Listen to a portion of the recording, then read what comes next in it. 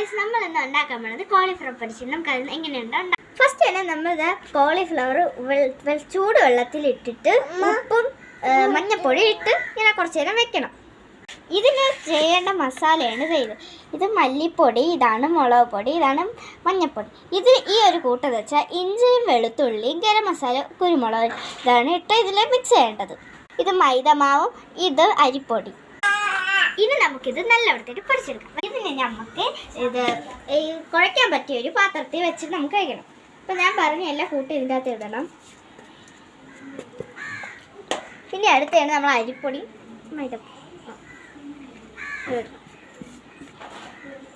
അപ്പോൾ നമ്മളിത് കുഴച്ചിട്ടുണ്ട്. ഇതിൽ നമ്മൾ വെള്ളവും ഉപ്പും വെച്ചിട്ടുണ്ടായിരുന്നു. ഇതിപ്പോൾ കുഴച്ചപ്പോഴേക്കും നല്ല കളറൊക്കെ കിട്ടിയിട്ടുണ്ടായിരുന്നു.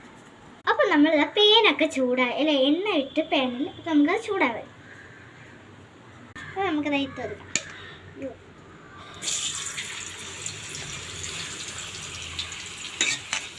ഇട്ടെടുക്കാമേ.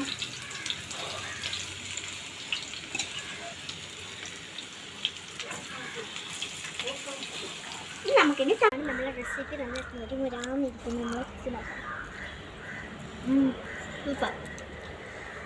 നമ്മൾ വീഡിയോ ഇഷ്ടപ്പെട്ടെങ്കിൽ സബ്സ്ക്രൈബ് ചെയ്യുക, ലൈക്ക് ചെയ്യുക.